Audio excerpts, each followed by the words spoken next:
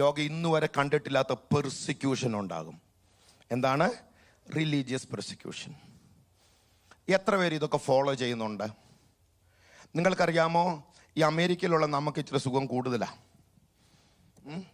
നമുക്ക് ഓടിക്കാൻ കാറുണ്ട്, ഇതിനകത്ത് വന്നാൽ AC ഉണ്ട്, നമുക്ക് പ്രത്യേകിച്ച് കുഴപ്പമൊന്നുമില്ല. രോഗം വന്നാൽ ഇൻഷുറൻസ് ഉണ്ട്. ഏതായാലും ഈ സഭ പട്ടിണി കിടക്കുന്ന ആരുമില്ലെന്നാണ് എൻ്റെ ചിന്ത. അതൊന്നും നമുക്കില്ല. എന്നാൽ north India, Nigeria, China, Iran, അനേക രാജ്യങ്ങളുണ്ട് ലിസ്റ്റിൽ. ലോകം ഇന്ന് വരെ കണ്ടിട്ടില്ലാത്ത പെർസിക്യൂഷനിലൂടെ പോവുകയാണ്. ആ വാർത്തകൾ വായിച്ചാൽ നമ്മുടെ ചങ്ക് പൊട്ടിപ്പോകും.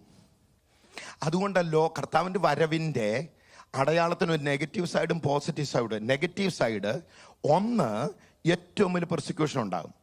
1-ാം നൂറ്റാണ്ട് 2-ാം നൂറ്റാണ്ടുവാ ക്രിസ്തു സഭ ഏറ്റവും വലിയ പെർസിക്യൂഷൻ നേരിട്ടെ.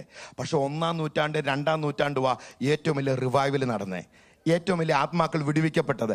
എന്നതുപോലെ കർത്താവിൻ്റെ വരവിന് മുമ്പ് ഏറ്റവും വലിയ പെർസിക്യൂഷനും ഉണ്ടാകും, ഏറ്റവും വലിയ റിവൈവലും ഉണ്ടാകും. ഈ രാജ്യത്തിൻ്റെ സുവിശേഷം ലോകമെങ്ങ് ഘോഷിക്കപ്പെടും. അപ്പോൾ കർത്താവിൻ്റെ വരവാകും. ഇതൊക്കെ എപ്പോഴാന്ന് പറഞ്ഞു തീർക്കുന്നേ? ഇതെല്ലാം നമ്മുടെ കണ്ണിൻ്റെ മുമ്പിൽ കാണുകയല്ലേ പെർസിക്യൂഷൻ. ആമേൻ. നമുക്കറിയാം, നാസി ടൈമിൽ 6 മില്യൺ യഹൂദന്മാരെ കൊന്നു. ആ കൂടെ തന്നെ ചർച്ച് കടന്നു പോകുന്ന പെർസിക്യൂഷൻ. അതൊരു ഏതെങ്കിലും ഒരു മിഷൻ കോൺഫറൻസ് എല്ലാം പറയണം.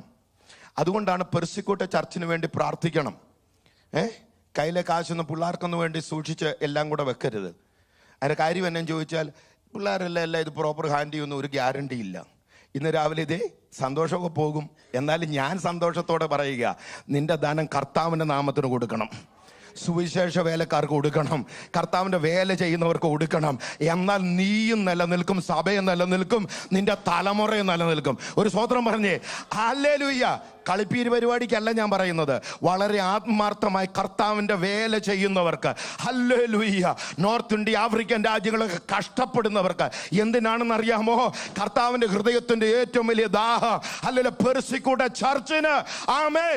നമ്മുടെ ചർച്ചിൻ്റെ നല്ല പങ്കുദാനവും ഇവിടെ കൂടുന്നവരുടെ നല്ല പങ്കുദാനവും എൻ്റെ നല്ല പങ്കുദാനവും എനിക്കെന്നതിനേക്കാൾ കർത്താവിൻ്റെ രാജ്യത്തിനായിരിക്കണം. അപ്പോൾ ഏത് കാലത്തെക്കാളും അധികം ക്രിസ്ത്യാനിറ്റി ഹ്യൂമിലിയേറ്റഡ് ആകുന്ന ഒരു സമയം വരുമ്പോൾ ദൈവസഭ മനസ്സിലായിക്കോണം, അതും കർത്താവിൻ്റെ വരവിനൊരടയാളം.